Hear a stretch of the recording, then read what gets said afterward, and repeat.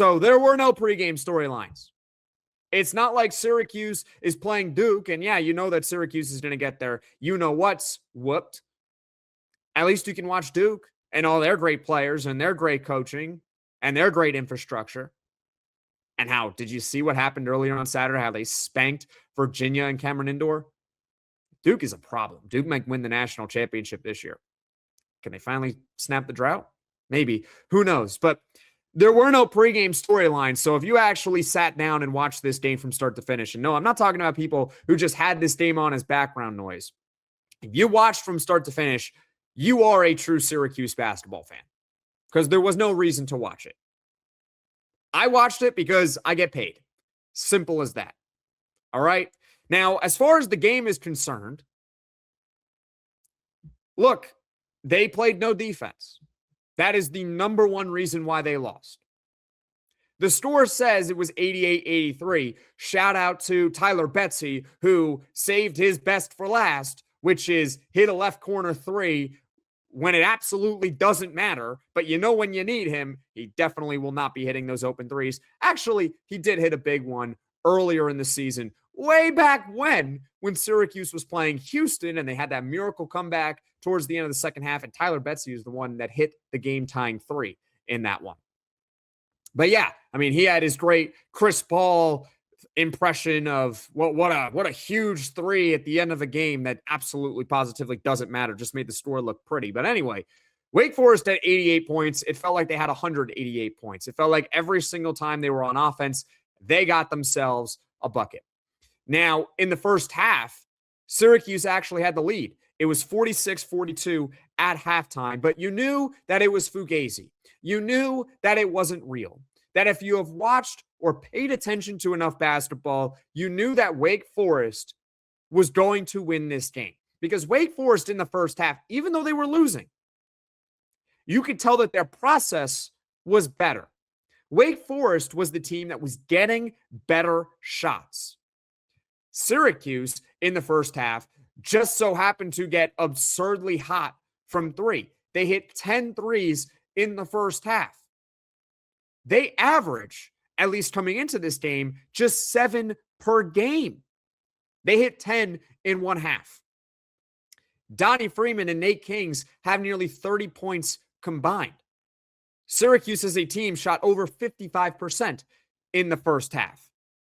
But you knew that it was not sustainable because Syracuse is not a good outside shooting team. And yeah, they did cool off in the second half. In the second half, Syracuse basketball shot 3 of 8 from the three-point line, but it was really 2 of 7. That counts Tyler Betsy's three-pointer at the very end of regulation just to make it look like a 5-point game when it was really an 8-point loss. I guess no matter what, Adrian Autry was not going to get another double-digit loss on his resume. I guess that's his birthday present. Not a double-digit loss, just a regular loss.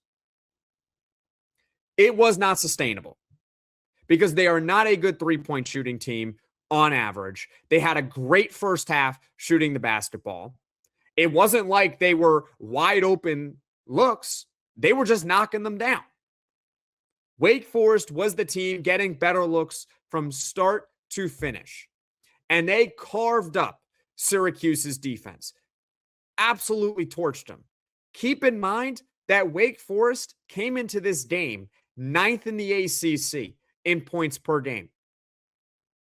9th in the ACC in points per game. We are not talking about one of the elite teams in college basketball here. They did not play defense. Nothing that the coaching staff was trying to do was working. The players certainly did not show up on the defensive end. Syracuse is a team which normally is great at blocking shots. They're amongst the country leaders in block shots. If not, they actually maybe lead the country in block shots. Well, anyway, it doesn't really matter because here's what actually matters. They had 0 blocks as a team. William Kyle, who's had, I think, a really impressive season based on his expectations that we had for him, he was a no-show. Absolute no-show. William Kyle in this game, and I understand that he is not a scoring machine, but he did not attempt a single field goal. He scored 3 points because, yeah, he hit a few free throws. He was 3 or 4 from the free throw line. He had no blocks. His rebounding was 1 rebound. And he played 27 minutes. This was probably his worst game of the season. But it's not all on William Kyle. For once, Donnie Freeman actually did show up and had 28 points. It stinks that it came in a loss, but he showed up. Nate Kingz had 20 points. Nate George had a double-double, 13 and 10. Sadiq White was a bright spot off the bench. He had 12 points, which makes you think, why did he only play 12 minutes when it seemed like when he was in the game, good things were happening for Syracuse? Again, that's just another Adrian Autry special of not knowing how to manage a rotation and understanding the hot hand. Or the fact that at one point in the second half, in a very crucial situation, I believe the game was tied up at this point, that Syracuse, off a timeout, has a shot clock violation where Donnie Freeman isn't even looking at the rim.